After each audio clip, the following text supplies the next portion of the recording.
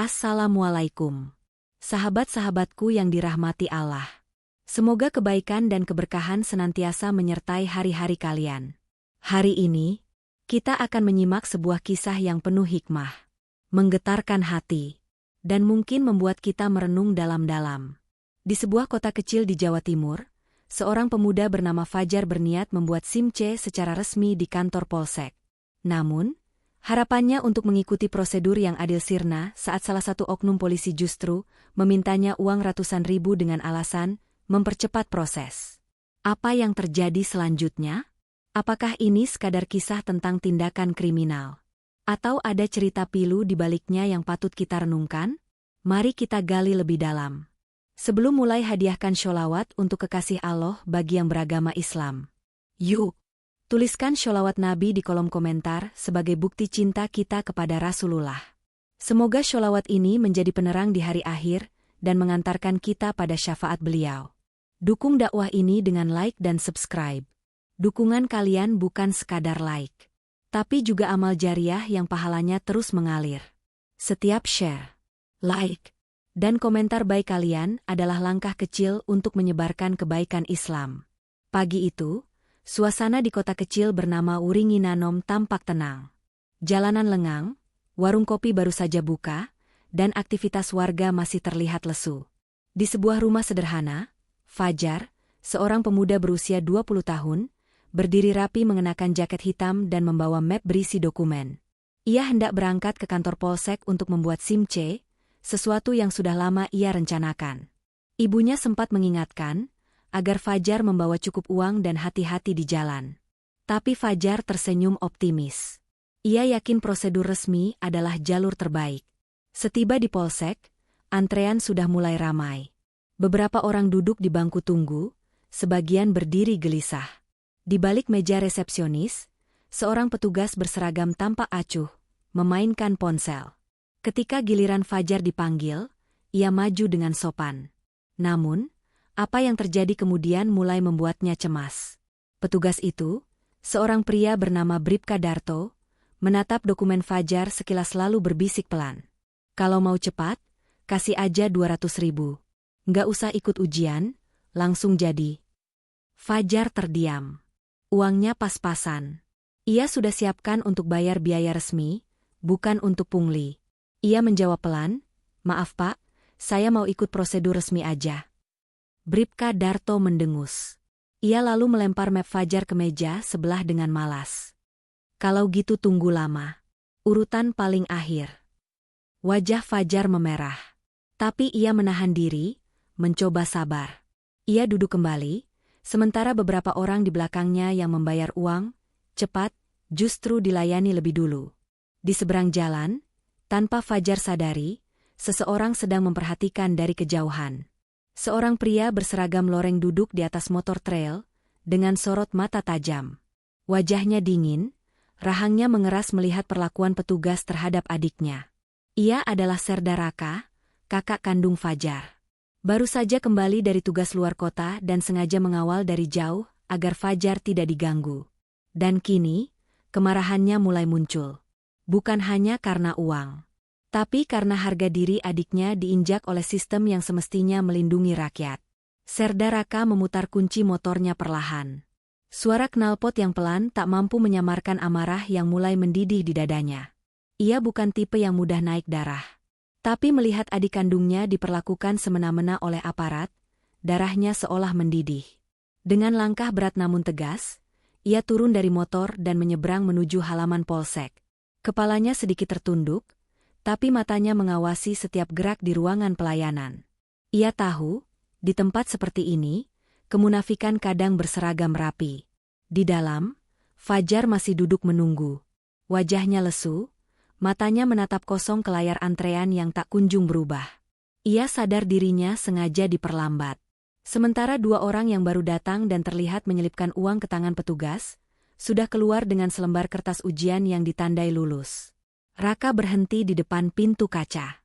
Ia menarik napas panjang, lalu masuk perlahan. Beberapa orang di dalam ruangan menoleh. Kehadirannya langsung mencuri perhatian. Seragam TNI Loreng yang ia kenakan tak butuh kata-kata untuk memperingatkan bahwa ini bukan orang biasa. Bribka Darto yang tadi merasa paling berkuasa, kini sedikit terkejut. Ia berdiri dari kursinya, mencoba tersenyum, tapi wajahnya kaku. "Selamat siang, ada yang bisa saya bantu?" tanyanya, suaranya bergetar meski berusaha terdengar santai. Raka mendekat. Ia tidak langsung bicara. Tangannya menggenggam map milik Fajar yang tadi dilempar dengan kasar. Ia meletakkannya kembali ke meja, lalu menatap Darto tajam. "Adik saya, Fajar, datang ke sini niatnya baik. Tapi malah diperlakukan seperti ini." Darto menelan ludah. Ia hendak menjawab, tapi Raka lebih dulu melanjutkan dengan nada lebih dalam. "Di depan kantor ini tertulis, melayani dengan jujur dan adil. Tapi yang kalian lakukan adalah memeras orang yang ingin taat aturan." Wajah Darto mulai pucat. Ia melirik ke arah rekan-rekannya yang kini menunduk atau berpura-pura sibuk. "Maaf Pak, saya tidak maksud." Gumam Darto gugup. Raka menatapnya lebih tajam. "Saya bukan Pak. Saya Serda Raka, TNI aktif. Dan ini adik kandung saya." Keheningan menyelimuti ruangan. Semua orang terdiam. Fajar hanya bisa menatap kakaknya dengan campuran kagum dan khawatir. Ia tak tahu apa yang akan terjadi setelah ini. Tapi satu hal pasti, keberanian Raka telah membuka pintu bagi sesuatu yang lebih besar dari sekadar masalah SIM. Raka perlahan menarik map dari meja, lalu menepuk bahu Fajar. "Ayo pulang. Biar aku yang urus ini." Fajar mengikuti langkah Raka keluar dari ruangan pelayanan dengan jantung berdegup kencang. Langkah kaki sang kakak begitu mantap, seolah setiap tapaknya mengguncang lantai ubin polsek yang mulai terasa dingin. Beberapa petugas melirik dari balik meja, berbisik pelan sambil menatap ke arah Raka yang kini berdiri di depan meja piket. Raka tak langsung pulang. Ia berdiri tegak, lalu meminta bertemu dengan Kapolsek. Nada bicaranya tenang tapi penuh tekanan. Tak ada teriakan, tak ada amarah yang meledak. Tapi justru itulah yang membuat semua orang merasa lebih tercekik. Seorang brigadir muda tergagap menyambut permintaan Raka. "Pak, maksud saya, Serda Raka, Pak Kapolsek sedang tidak di tempat." "Tidak masalah," jawab Raka singkat. "Saya akan tunggu." Suasana mendadak berubah. Seperti ada kabut tebal menyelimuti kantor itu. Warga yang tadi duduk menunggu pun mulai merasa tidak nyaman. Beberapa dari mereka memilih keluar pelan-pelan, tak ingin terseret dalam ketegangan yang kini menggantung di udara. Fajar duduk kembali di bangku tunggu, tapi kali ini ia duduk di sebelah kakaknya. Ada rasa aman yang mengalir pelan dalam dadanya. Tapi ia juga tahu, ini belum selesai. Belum sampai ke akar. Di balik ruangan dalam, Darto mondar-mandir panik. Keringat dingin membasahi pelipisnya. Ia menyesal, sangat menyesal, karena tadi terlalu sembrono. Ia tak menyangka pemuda yang ia remehkan adalah adik seorang TNI aktif. Dan bukan sembarang TNI. Nama Serda Raka dikenal di lingkaran aparat sebagai salah satu pasukan yang disiplin, keras, dan sangat membenci praktik kotor. Darto membuka ponselnya, menghubungi seseorang. Suaranya lirih. "Pak, ini darurat. Ada anggota TNI aktif di sini, ngamuk soal pungli." Sementara itu, Raka berdiri dari kursinya. Ia menghampiri papan pengumuman yang menempel di dinding. Di situ tertulis detail prosedur resmi pembuatan SIM, lengkap dengan biaya dan tahapan ujian. Ia menunjuk satu persatu kepada Fajar. "Kamu lihat ini? Semua jelas. Biaya, tahapan, semuanya ada. Mereka itu cuma menakut-nakuti supaya orang gak baca dan langsung bayar." Fajar mengangguk pelan. Ia merasa bodoh, tapi juga bersyukur punya kakak seperti Raka. Seseorang yang berani berdiri melawan ketidakadilan, bahkan di tempat yang semestinya paling menegakkan hukum. Tak lama kemudian, seorang pria berpakaian dinas masuk tergesa dari arah belakang. Matanya langsung mencari-cari. Saat pandangannya bertemu dengan sosok Serda Raka, ia segera menghampiri dengan senyum terpaksa. "Selamat siang, saya Kapolsek di sini. Ada yang bisa saya bantu, Pak?" Tapi Raka tidak menyambut dengan ramah. Tatapannya tetap dingin, penuh perhitungan. Karena ia tahu, kedatangan Kapolsek bukan untuk menyelesaikan masalah, melainkan untuk menenangkan badai. Yang belum mereka sadari, badai ini baru saja mulai bergerak. Kapolsek mencoba tersenyum, meskipun wajahnya terlihat kaku. Di hadapan Serda Raka, ia seperti kehilangan pijakan. Semua protokol dan kehormatan seolah runtuh saat menghadapi seseorang yang datang bukan membawa senjata, tapi membawa kebenaran yang telanjang. Serda Raka, saya mohon maaf atas kejadian yang dialami adik Anda. Kalau boleh tahu, siapa oknum yang terlibat? Tanyanya hati-hati. Raka tidak langsung menjawab. Ia menoleh ke arah Fajar. Tunjuk, siapa orangnya? Fajar perlahan berdiri, menatap sekeliling ruangan. Matanya tertumbuk pada wajah Bribka Darto yang kini bersembunyi di balik sekat ruangan dalam. Fajar mengangkat tangannya pelan, menunjuk dengan jari yang sedikit gemetar. Itu, Pak, yang meminta uang dan melempar map saya, ucap Fajar pelan tapi jelas. Kapolsek menoleh cepat ke arah yang ditunjuk. Wajahnya berubah, rahangnya mengencang. Ia segera memanggil Darto dengan nada tegas. Bribka Darto, kesini sekarang. Darto berjalan keluar seperti anak sekolah yang tertangkap basah menyontek. Langkahnya berat. Keringat mengucur di keningnya, dan ia tak berani menatap mata Raka. Raka berdiri lebih tegap. Saya tidak akan memperpanjang ini kalau kamu minta maaf secara terbuka di sini, di depan adik saya dan masyarakat. Tapi kalau kamu mengelak, saya akan bawa masalah ini ke komando. Saya punya cukup bukti. Darto mengangguk cepat. Saya minta maaf, saya hilaf, saya benar-benar salah. Namun Raka tidak puas. Ia memandang sekeliling, memperhatikan warga yang mulai berkumpul kembali, menyaksikan keributan yang sudah seperti pertunjukan diam. Kalau kalian ingin menjaga nama institusi, hentikan budaya menutup-nutupi. Hukum harus ditegakkan mulai dari dalam. Kalau tidak, jangan salahkan rakyat kalau mereka kehilangan rasa hormat pada seragam. Kapolsek tertunduk. Ia tahu Raka tidak sedang mengancam. Ia menyampaikan kenyataan yang selama ini tertutup oleh tumpukan laporan palsu dan meja yang penuh amplop. Di luar kantor, suara motor patroli melintas. Tapi di dalam polsek, suasana makin panas. Tidak ada yang berani bicara. Tak ada yang ingin berdiri membela Bribka Darto. Semua sadar, saat ini mereka sedang berada di titik persimpangan. Antara menutup aib, atau membuka luka agar bisa sembuh. Tiba-tiba, seorang warga yang dari tadi diam-diam merekam dengan ponsel, maju ke depan. Pak, saya juga pernah dimintai uang saat bikin SIM. Saya punya buktinya. Ruangan mendadak gempar. Kapolsek menoleh tajam. Hentikan rekaman itu. Tapi sudah terlambat. Video itu telah dikirim. Dan kini, arus mulai bergerak keluar dari dinding polsek yang selama ini menjadi pelindung kebusukan. Suasana di dalam polsek berubah liar. Rekaman warga itu sudah tersebar ke beberapa grup, dan kabar pun mulai menjalar cepat. Ada aparat TNI aktif yang datang langsung ke polsek, karena adiknya dipalak saat bikin SIM. Warga-warga yang dulu diam, satu persatu mulai berdiri. Aku juga pernah, Pak, ucap seorang ibu parubaya dengan wajah gemetar. Waktu anak saya ujian SIM motor, mereka bilang gagal. Tapi pas kami bayar 500.000, langsung lulus. Seorang pemuda bertubuh kurus ikut bicara. Saya disuruh pilih, mau ikut ujian atau langsung bayar. Kalau ikut ujian, katanya peluang lulus kecil. Kapolsek mulai pucat.